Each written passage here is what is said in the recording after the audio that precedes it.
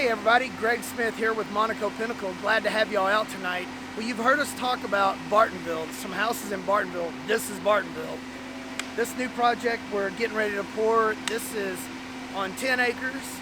It's a 17,000 square foot house under roof with an 8-car garage. And as you can see right here, a full-size NBA enclosed climate-controlled basketball court. This particular basketball court is going to be, like I said, fully enclosed with AC. It's going to have big sliding doors that open to allow it to open up to the outside. It's got a gym, a recovery center. It's got a sauna, hot tubs. It's pretty much everything you need to get your game on, I guess you could say. And right now it's about 1:30 on a Wednesday night. We're needing around 300 yards of concrete. We've got 30 concrete trucks coming. As you can see, we got the pump going. We got about 15 guys out here. The reason we're doing a night pour is, one reason, it's been so hot.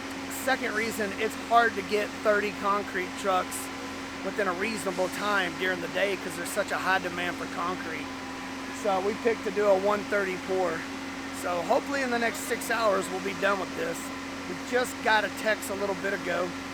We got about 60 yards right now loaded that are on their way.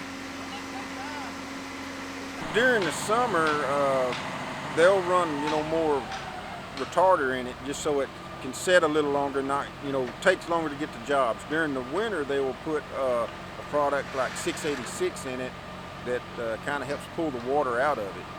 And so then, let it dry quicker because it's so cold. Because during the winter when you pour, it just kind of sets there, but that product there will help. It's actually just a water reducer is what it is. And it actually helps your drying time and getting finished faster. I talked to the city and told them we were going to do a night pour, and they told me no, you couldn't do it. They said we had to go in front of the city council, ask for an amendment, blah, blah, blah, blah.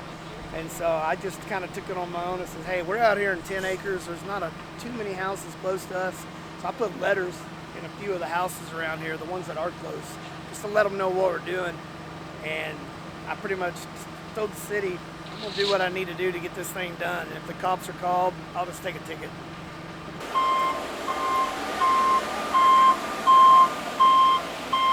Can we get 2 trucks up here? Trees are in the way. No. Can't get 2 trucks up in here? No, we're going to get a right here. He removed that tree. I saw him with the tractor. No, we're going to try to pull it. Cool. Pull off fast. Get this sucker going. Yeah, I got a 6 o'clock board. Where at? Got all steam.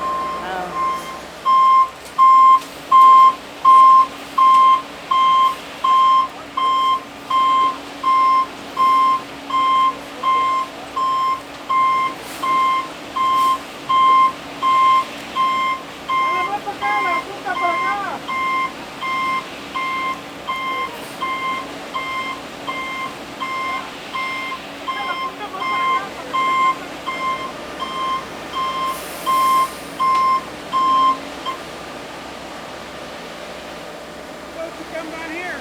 Give me a little face. Scared of that tree. Sorry.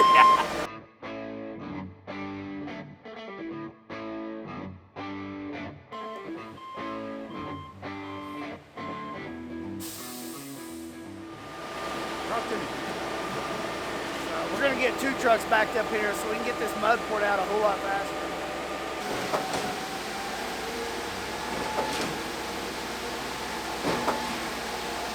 Yeah, they're going to bring in another truck on this other side over here, which will be nice. Get it done a whole lot quicker. Are you 30? Are you 30?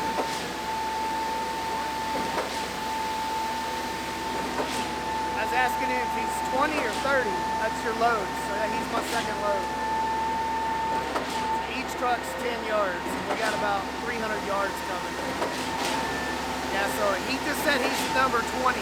So that means he's 20 yards. So that's 2 trucks. We have 30 trucks coming. So we have a total of 300 yards.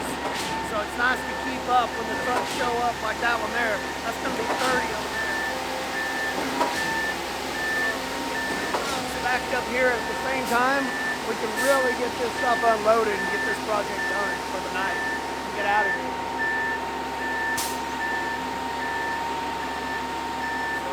bit of a circus. You get people over here running the truck, making sure it's backed up right and the pump stays full of concrete. And you gotta have guys up there working the other end, making sure the concrete's coming out correctly and going in the right place and getting trialed out correctly.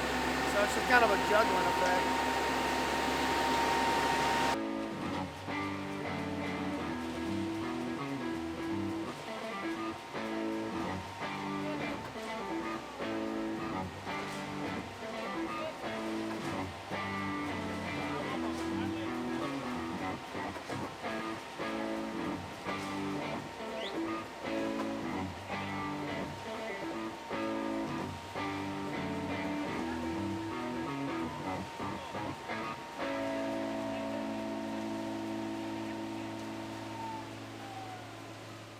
So what we just did, we just cleared one of the trees out of the way so we can get 2 trucks backed up to the pump at the same time.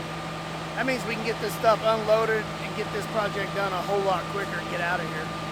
So when you only have 1 truck backed up at a time, it really takes a long time to unload 300 yards of concrete.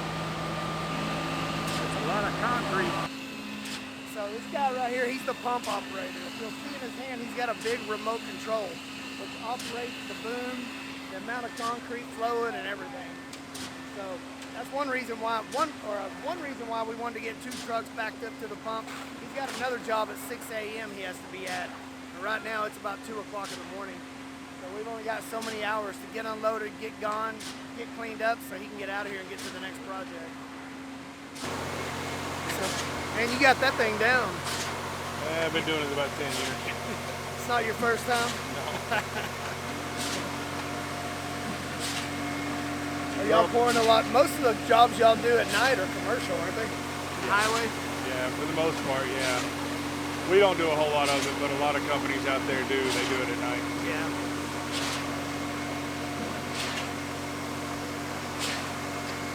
Man, this is what we love to see.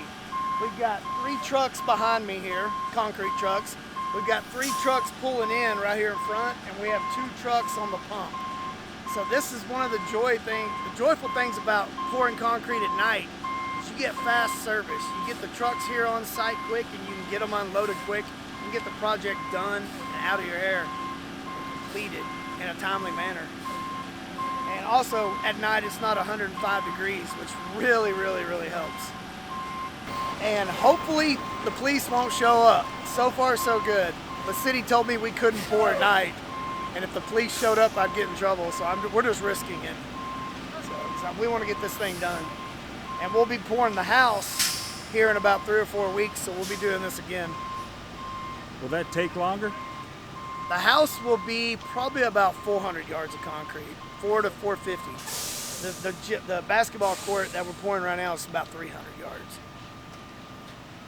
And when you say 300 yards, each truck has 10 yards in it, so that's right around 30 trucks.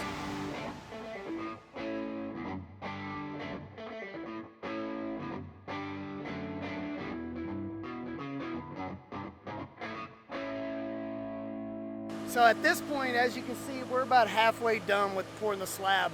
We poured out about 130 yards, so we're waiting on the next loads to get reloaded and get back out here. And also what we're doing at this point, we're starting to pull a tape measure and pull string lines. We're gonna mark where our steel embed plates are gonna be placed in this foundation. With this being a structural steel building, we have steel beams that'll be coming down and sitting on the concrete slab. But they're gonna get welded and bolted to some embed plates, which are these right here. These big old steel plates. Each one of these weighs about 50, 60 pounds. And they will be mounted inside the concrete, so when the concrete dries, we have a place to set the beam on, and then we'll weld the beam to that. And if you look down through the slab here, you're gonna see all the trowel marks. Each trowel that they run up and down through here is 4 feet wide, and it'll leave the little lines. Well, after this thing sets up a little bit more, they'll bring their power troweler on, and they'll go over the whole thing. It'll get rid of all of it and make it really, really smooth. Those are called concrete snowshoes. Well, that's what I call them anyway. So we have to set another steel plate out in the middle of the foundation, so you got to be able to walk out there while the concrete is still soft enough to set that steel plate. You got to have something that you put under your shoes so you just don't sink into the concrete. We're gonna walk out there, get a measurement, get it laid out, then he'll come back and get that steel plate, take it out there and get it set. So now that the concrete is starting to set up a little bit, we're gonna run a trial over it for the second time. So that's what the guy's doing right here with the long pole in his hand. It's a hand trowel. So it'll reach out there about 20 feet and help smooth the concrete out. And then you got the guys right here that go along the edges. They'll do the hand troweling on the edges. So they'll get their edges rounded over, get everything nice and smooth while he runs the trowel over the big part. So what we're bringing in now is one of those power trowelers. It's one that you ride, so it's a big machine. It's got two trowelers underneath that spin to help smooth the concrete out. Because the normal in the normal residential world, you do the walk behinds, so it's like a big buffer. Well, now since this is such a big project, we're bringing in the power ones that you actually ride. It's a pretty neat, fun machine. You really got to know how to operate it to make it work right. Now the concrete is getting a little bit set up, so we're going to start running the hand trowel machine. That's what he's doing over there. He'll start running that over, it'll start smoothing it out before he can put the big machine on it. Then we've got, out there in the middle, see we're setting those other embed steel plates. That's where the steel columns are going to come down and set on the concrete, and we'll be able to weld them together. While the rest of the guys are all pouring in the back. So it's a huge team effort here. It takes a lot of people to put together a project like this and get it done in a successful way.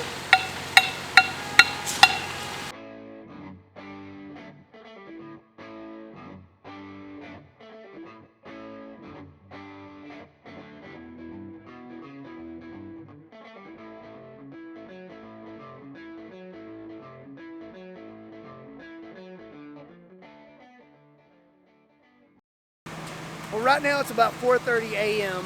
We got here about midnight, started pumping concrete around 1. We're waiting on a few more trucks to show up so we can wrap up this slab. We've got a patio over there and a patio over here that we're still waiting to pour, and then we'll be putting our big machine on it to smooth it out.